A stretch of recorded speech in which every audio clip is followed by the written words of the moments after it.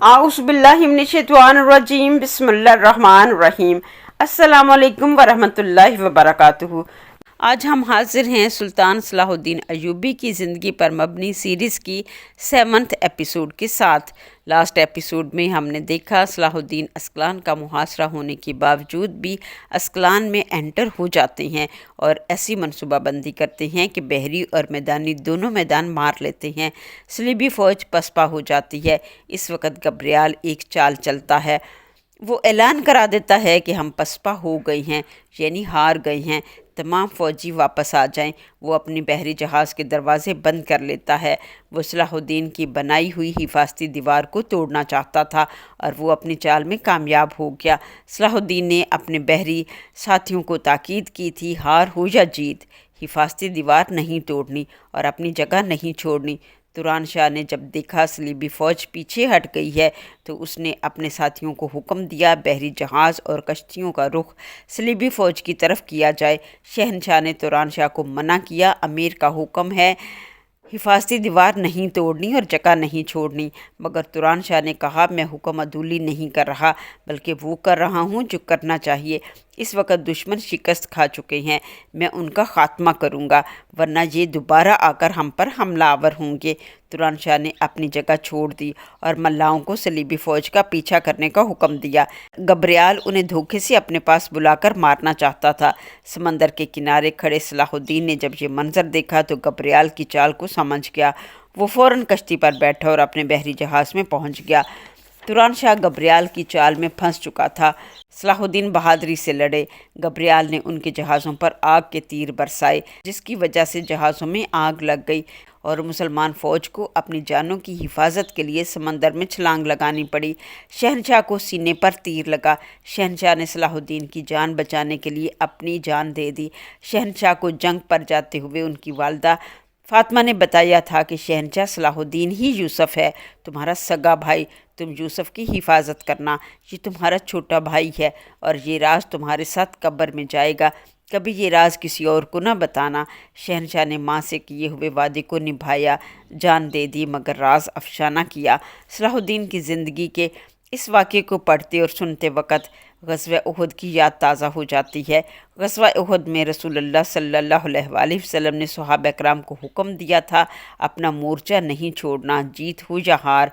कुफ़ार शिकस्त खाकर भाग गए मगर मुसलमान माल गनीमत इकट्ठा करने लगे। कुफ़ार ने पीछे से हमला कर दिया और मुसलमान जीती जंग हार गए। यहाँ भी वही हुआ, मुसलमान सलीबियों के हाथों जीती बाजी हार गए। सुरैया के वालिद बुरी तरह ज़ख्मी हो गए।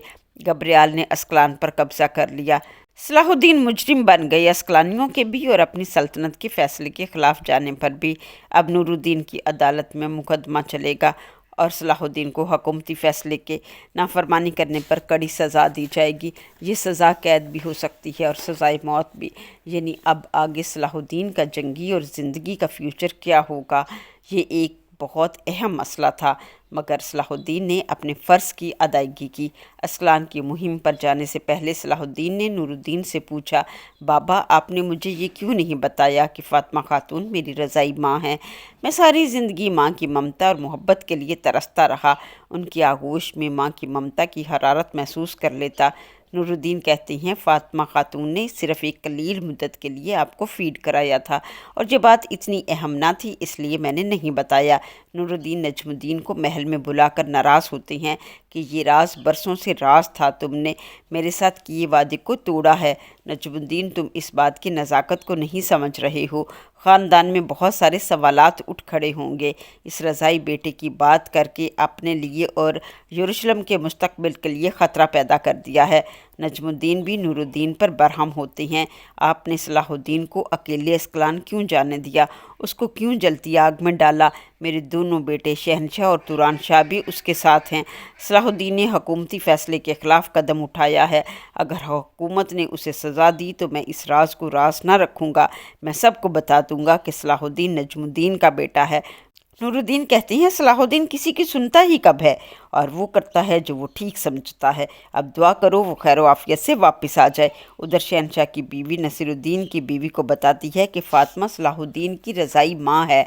नसीरुद्दीन की बीवी नूरुद्दीन ज़ंगी की बीवी को ये बात बताती है और उसे नूरुद्दीन के ख़िलाफ़ उकसाती है कि उसके खामद ने अपनी पहली बीवी की वफ़ात के बाद फ़ातिमा से सलाहुद्दीन को फ़ीड करवाया था और ये बात अपनी दूसरी बीवी से पोशीदा रखी। नूरुद्दीन की दूसरी बीवी से भी कोई औलाद ना थी।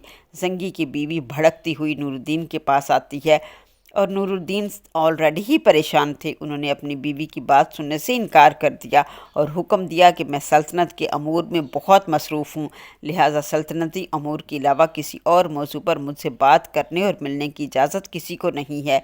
नसीरुद्दीन और उसका बेटा इज़्ज़ुद्दीन सलाहुद्दीन को हुकूमती फ़ैसले के ख़िलाफ़ जाने पर सख़्त से सख़्त सज़ा दिलवाना चाहते थे। अस्कलानी सलाहुद्दीन के दुश्मन हो जाते हैं। शहनशाह शदीद ज़ख्मी हो जाता है। इतनी पेचीदा सूरत हाल में सलाहुद्दीन का रद्द-ए-अमल क्या होगा? वो सियासी, मजहबी, हिफाजती और ज़ाती मामलात से कैसे निपटेंगे? ये सब जानने के लिए हमारी नेक्स्ट वीडियो का इंतज़ार करें। वीडियो को लाइक और शेयर करना ना भूलें। कमेंट सेक्शन में अपनी राय का इजहार ज़रूर करें। मिलती हैं नेक्स्ट वीडियो में, तब तक के लिए अल्लाह हाफिज़। Stay blessed.